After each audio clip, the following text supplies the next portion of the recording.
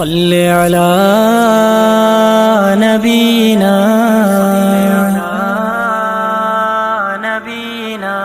صل على محمد صل على رسوله الكريم. أما بعد فأعوذ بالله من الشيطان الرجيم. بسم الله الرحمن الرحيم.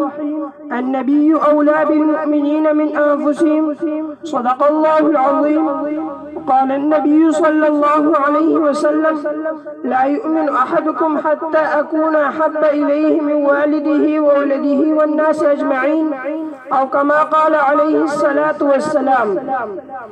نبی کے نام پر مٹنا ہے سند خل پانے کی، نبی کے نام پر مٹنا ہے سند خل پانے کی، فدا ہونا شہ کونین پر پیغام جنت ہے.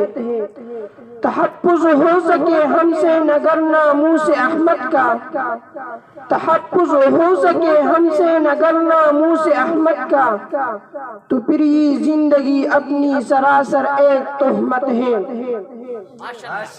محترم صدر جلسہ و معزز سامعین، السلام علیکم ورحمۃ اللہ وبرکاتہ. آج میں آپ حضرات کے خیالات کو، فکر کو، سوچ کو، ذہن کو 15 صدی پیچھے مبذول کرانا چاہتا ہوں. آئے تاریخ کے اوراق کنگالیہ اور دیکھیے دنیا میں کیا تھا. ظلمت ہی ظلمت تھی، اندھیرا ہی اندھیرا تھا، ظلم و ستم کا دور دورہ تھا، جور و جفا عام تھا، شراب نوشی اور زناکاری معیوب نہ تھی، چوری اور ڈھاکہ زنی پر فخر کیا جاتا تھا، انسان کے خون کا پیاسا تھا، بچیوں کو زندہ درگور کیا جاتا تھا، کمزوروں اور ضعیفوں کا کوئی فرسان حال نہ تھا، بے حیائی کا غلبہ تھا، انسانیت کا ٹمٹماتا چراغ بجھنے کو تھا. اور اب جو خزان میں بہار پیدا کرتا ہے، اور اب جو قحط سالی میں ہکلاتے انسانوں بلبلاتے حیوانوں اور تڑپتے کیڑوں مکوڑوں پر رحم کرتے ہوئے بارش برساتا ہے، اسی رب کو جو میرا اور آپ کا ہر شے کا رب ہے، اسی اشرف المخلوقات کی حیوانوں سے بدتر حالت پر رحم آ گیا، اور اس نے کائنات کا محبوب ترین انسان، تاجدار ختم نبوت، آقائے دو جہان، سید الجنس والانس، فخر موجودات، محبوب کائنات، محبوب رب الارض والسماء، خاتم الانبیاء، ہادی برحق، حضرت محمد مصطفیٰ احمد مجتبی صلی اللہ علیہ وسلم کو کائنات کے لیے معلم و داعی اور رحمت بنا کر بھیج دیا. سامعین، میرے نبی کے عام نے کائنات کی اس دھرتی میں ایک انقلاب برپا کر دیا. لیکن مسلمانوں، لیکن یہ بھی حقیقت ہے، جہاں حق ہوتا ہے وہاں باطل بھی چکر لگاتا ہے، جہاں عدل ہوتا ہے وہاں ناانصافیاں کرنے والوں کو درد محسوس ہوتی ہے، جہاں انسانوں کو انسانیت سکھائی جاتی ہے وہاں انسان و شیطان کو تکلیف ہوتی ہے.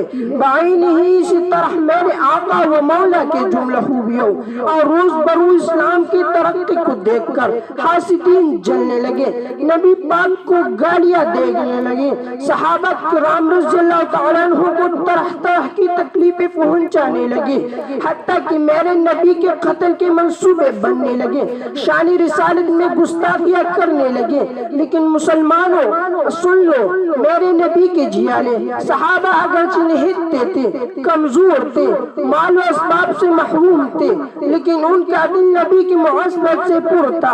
ان کے لیے نبی کی عظمت کی خاطر گردنیں کٹانا، اولاد کو یتیم کرانا، بیووں کو بیوہ کرانا آسان تھا، لیکن نبی کی عزت و ناموس پر حرف آنا گوارا نہ تھا. میرے محبوب پیغمبر صلی اللہ علیہ وسلم کی جیالوں اور مستانوں، جب میں تاریخ کا مطالعہ کرتا ہوں تو میں دیکھتا ہوں کہ ہر دور میں، ہر معاشرے میں ایسا ناسور پیدا ہوتے رہے ہیں جنہوں نے شان رسالت میں کیچڑ اچالنے کے لیے مختلف حرب استعمال کیے. لیکن قربان جاؤ میرے رب کے قانون پر ہر فرعون راموسا. چنانچہ جب کوئی ابو جہل میرے نبی کی شان میں گستاخی کرتا ہے تو معاذ اور معوذ نام دو معصوم بچے ہی اس گستاخی عظم کو ٹکانے لگا کر پیارے نبی صلی اللہ علیہ وسلم سے داد وصول کرتے نظر آتے ہیں۔ جب کعب بن اشرف میرے نبی کی شان میں گستاخی کرتا ہے تو قبیلے اوس کے محمد بن مسلمہ جیسے شردل نوجوان اس گستاخ کو اصل جہنم کرتے نظر آتے ہیں۔ ارے مجھے کہنے دیجئے، جب آسما شاعرہ جیسے خسیس عورت اپنی ناپاک زبان سے میرے نبی کی شان میں گستاخی کر کے آقا کے دل کو آزردہ کرتے ہیں، تو حضرت عمیر بن عبدی رضی اللہ تعالیٰ عنہ جیسے نابینا صحابی رضی اللہ تعالیٰ عنہ وہی ان کو ٹکانے لگانے کے لیے کافی نظر آتے ہیں۔ جب ابن حطل مسلمانوں کے ایمان کو جھنجھوڑ رہا ہوتا ہے تو اس وقت زبیر بن العوام کا ایمان بھی جوش مار رہا ہوتا ہے۔ جب ہندو راجپال رنگیلا رسول شائع کر کے ناموسی رسالت پر ہاتھ ڈالنے کی کوشش کرتا ہے تو غازی علم الدین شہید جیسے عظیم مجاہد شہدائے رسول بھی تحفظ ناموس رسالت کے لیے سرگردان نظر آتے ہیں۔ جب امریکہ و یہود کا پروردہ پشاور کا طاہر ملعون منظم شائز کے تک توہین رسالت کا ارتکاب کرتا ہے تو پشاور ہی کا این ننھا شیر جو عمر میں کم لیکن اس کے حوصلے پہاڑ سے بلند تھے، غازی فیصل خالد اٹھ کر عدالت کے کمرے جج کے سامنے موت کے گھاٹ اتار دیتا ہے۔ جب ایک اور گستاخ اپنی ناپاک زبان سے محمد عربی صلی اللہ علیہ وسلم کے دامن پاک کو داغدار کرنے کی ناکام کوشش کرتا ہے تو غازی عامر چیمہ شہید جیسے عظیم مجاہد آقا کی حرمت کے لیے اپنے جان ہتھیلی پر رکھ کر دیوانہ وار حملہ کر کے قوم و ملت کے سر کو فخر سے اونچا کرتے نظر آتے ہیں۔ ارے سلام ہو ان خوش نصیبوں پر جنہوں نے تحفظ ناموس رسالت کی خاطر گردنیں کٹوا دی، جانیں قربان کر دی، اور یہ اعلان کریں گے نہ جب تک کٹ مرو خواجہ بطحا کے عزت پر، نہ جب تک کٹ مرو خواجہ بطحا کے عزت پر، خدا شاہد کامل میرا ایمان ہو نہیں سکتا۔ اٹھو مسلمان اٹھو، خواب غفلت سے بیدار ہو، کب تک غفلت کی چادر اڑے رہو گے؟ اٹھو اور غفلت کی چادر کو تار تار کر دو۔ ارے اٹھو، یہود اور نصارہ تم سے اللہ اور اس کے رسول کا نام تک چھین لینے کے در پہ ہیں۔